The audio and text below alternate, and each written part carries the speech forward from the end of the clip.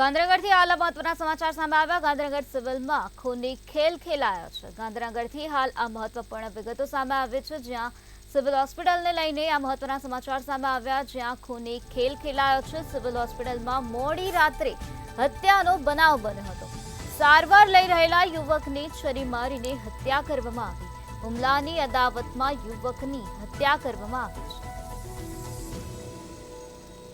તો ગાંધીનગરના સિવિલમાં આ પ્રકારે ખૂની ખેલ ખેલાયેલો જોવા મળી રહ્યો છે।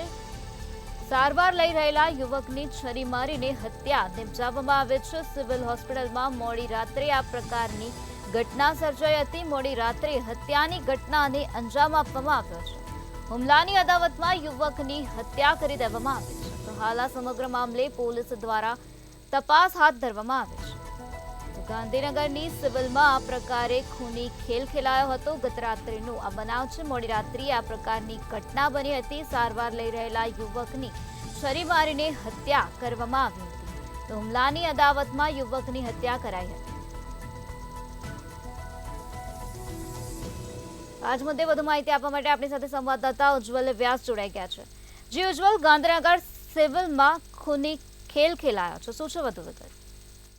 જી બિલકુલ, આપને જણાવી દઉં કે આજનો દિવસ ગાંધીનગર જિલ્લા માટે કાળો દિવસ તરીકે મનાવે છે, કેમ કે ગાંધીનગર જિલ્લાની અંદર બે મર્ડરના ઘટનાઓ બની છે, જેના કારણે ગાંધીનગરમાં કાયદો વ્યવસ્થા ઉપર પણ પ્રશ્નાર્થ સર્જાયો છે। જો કે સારવાર લઈ રહેલા યુવાન ઉપર છરી વડે જે હુમલો કર્યો તે નિંદનીય ઘટના બની છે। ગાંધીનગર સિવિલ હોસ્પિટલમાં ગઈકાલે એક યુવક ઉપર છરી વડે હુમલો કરવામાં આવ્યો હતો અને તેનું મોત નિપજાવવામાં આવ્યું હતું। જો કે આ ઘટનાના ખૂની ખેલ બાબતે પોલીસે તપાસ તેજ કરી છે, પરંતુ આ ઘટના અંગત અદાવતના કારણે થઈ હોવાનું પણ પ્રાથમિક તપાસમાં બહાર આવ્યું છે। આપને ખાસ જણાવી દઉં કે ગાંધીનગરની અંદર ડમ્પિંગ સાઇટ ઉપર કોઈ અદાવત ને બબાલ થઈ હતી, જેના બાબતે મારામારી થઈ હતી ને યુવકને સારવાર અર્થે સિવિલ હોસ્પિટલ ખસેડાયો હતો। જો કે આ અદાવત શમી ન હતી, જેના કારણે સામેવાળા વ્યક્તિએ સારવાર લઈ રહેલા યુવક ઉપર છરી વડે હુમલો કરે તેનું મોત નિપજાવ્યું છે। તો કે આ ગંભીર ઘટના બાબતે સિવિલની સિક્યુરિટી અને સિવિલની સુરક્ષા બાબતે પણ અનેક પ્રશ્નો ઉભા થયા છે। જો કે ગાંધીનગર પોલીસે જે હુમલો કરનાર વ્યક્તિઓ છે તેને પકડવા માટે તજવીજ શરૂ કરી છે અને ટૂંક સમયની અંદર જ આનું આખું પ્રકરણ બહાર આવશે, પરંતુ સિવિલમાં બનેલી ઘટના નિંદનીય કહી શકાય। જી ઉજ્જવલ, સમગ્ર માહિતી આપવા બદલ આભાર। જે રીતે અમારા સંવાદદાતાએ જણાવ્યું કે ગાંધીનગર સિવિલમાં આ બનેલી ઘટના નિંદનીય છે। પોલીસ દ્વારા આરોપીને પકડવા માટે ચક્રો ગતિમાન કરવામાં આવ્યા છે। પોલીસ દ્વારા આ સમગ્ર મામલામાં વધુ કાર્યવાહી હાથ ધરવામાં આવી છે।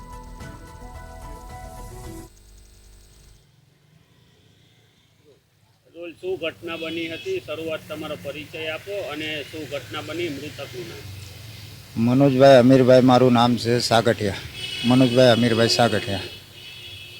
છોકરાને બૈરાને ઘેર ગયો હતો, ત્યાંથી 5 વાગ્યા ગઈકાલે સાંજે આવ્યો। આગળ અવારનવાર ધમકી હાલતા હતા આ લોકો, અને અમારે છોકરીના ફોટા મોકલતો હતો, જ્યાં ત્યાં શેર કરતો હતો। એટલે આને સાવને કીધું, જે મુત્યરને સાવન છે એને, કે મારા બાબાએ કે તું ભાઈ આવા ફોટા ના મોકલીશ। એને ધમકી આલી, જાનથી મારી નાખવાની ધમકી આલી કે તારું સાપડું નહીં રહેવા દઉં, હળગાઈ મારીશ, અને બાઇક બધું તોડી નાખ્યું। આ ઈજા થઈ ત્યારે નવું બાઇક હતું એના જોડે, એ બધું તોડી નાખ્યું। અને રાતે એને બોલાયો એટલે આ બાઇક લઈને ત્યાં ગયો, તો ત્યાં ગોવિંદભાઈ સોલંકી બરાબર એમને મારી પહેલાં પાઇપ બરાબર, અને પછી આ પડી ગયો। એટલે ઘટનામાં એવું થયું કે જે સંજય જોડે ગયો, સંજયને બે એનો ભાઈબંધ સંજય,